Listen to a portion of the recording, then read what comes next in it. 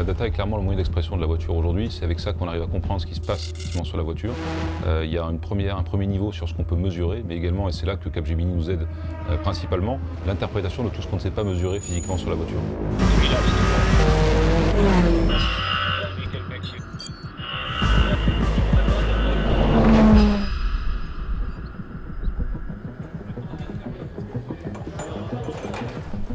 La voiture, en réalité, nous communique un certain nombre d'informations par des capteurs embarqués.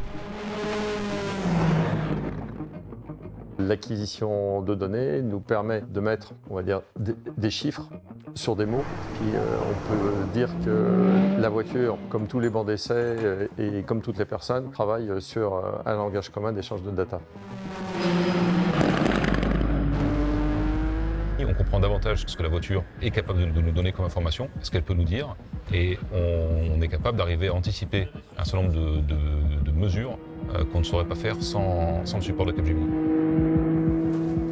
Capgemini, en fait, c'est un acteur majeur dans le développement de la voiture, dans l'analyse de performance et comment aller chercher encore plus de performance.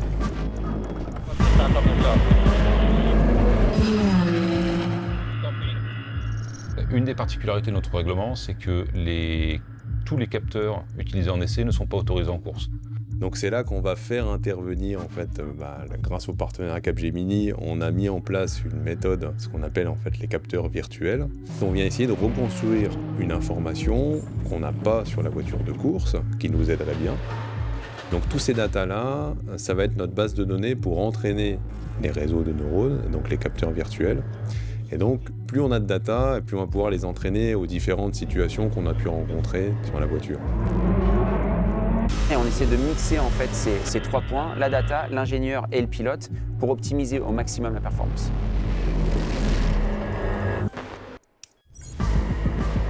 Parce qu'il ne s'agit pas d'aller vite instantanément, il s'agit d'aller vite longtemps. Et ce que nous apporte l'intelligence artificielle sur la façon dont on va utiliser les pneumatiques, manager leur taux d'usure, manager leur performance par rapport à ce que feront les concurrents, ça peut faire la différence.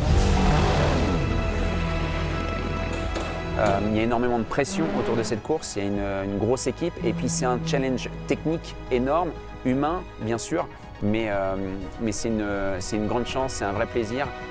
La course des 24 heures du monde, c'est vraiment une course exceptionnelle. Donc c'est une course qui est historique et vraiment être sur la grille de cette course, on ne peut pas rêver mieux.